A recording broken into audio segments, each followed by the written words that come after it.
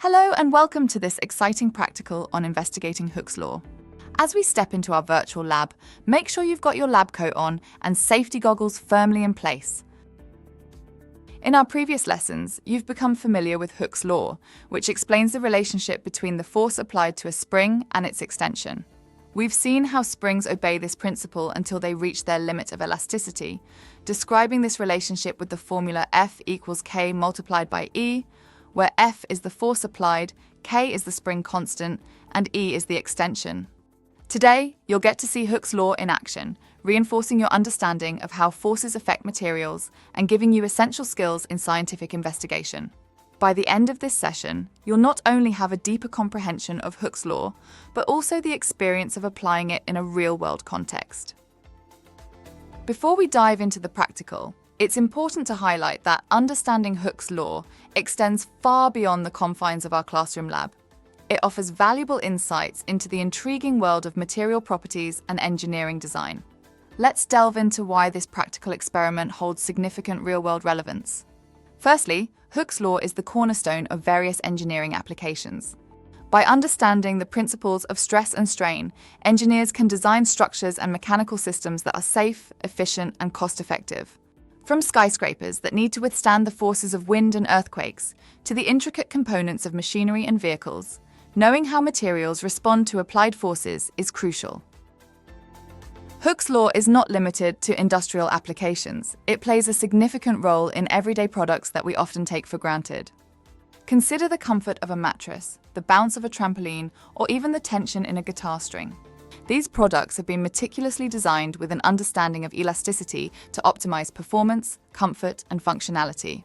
By exploring Hooke's law in this practical, you will gain insights into how these common items are engineered to respond predictably under various forces and conditions, enhancing your appreciation for the science behind everyday experiences.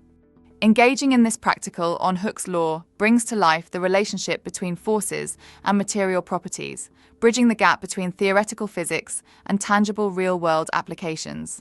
You'll not only strengthen your grasp of foundational physics principles, but also build a versatile skill set that can be applied across a wide range of scientific and engineering challenges. Now let's roll up our sleeves and put this knowledge into practice. Before we begin, let's gather our equipment. Sam, what do we need? For this, we will need a clamp stand, a spring, some weights, and a ruler. First, we position a clamp stand securely on a steady surface, ensuring it's upright. Attach a clamp at the top and hang a spring vertically from it. Next to the spring, we place a ruler or measuring tape to measure extension accurately. For precision, measure the natural length of the spring with a ruler, documenting this as the starting point where extension equals 0. With the stage perfectly set, it's time to test Hooke's law.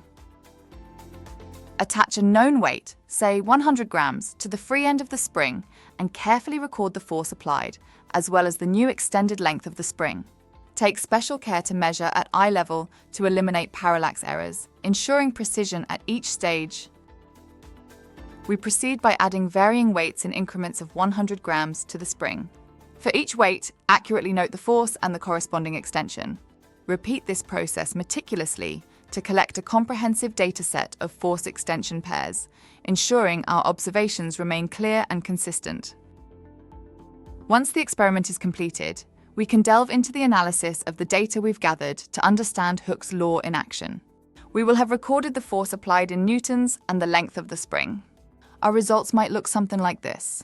For each applied weight, we can calculate the extension by subtracting the original length of the spring from the new length recorded. This gives the following additional column, with results that might look like this. Now that we have this data, we can plot our results as follows. As you can see, we have our independent variable, in this case the force, on our x-axis, and our dependent variable, in this case the extension, on our y-axis. In the elastic region of the graph, we observe a straight line indicating that force and extension are directly proportional. This segment verifies Hooke's law.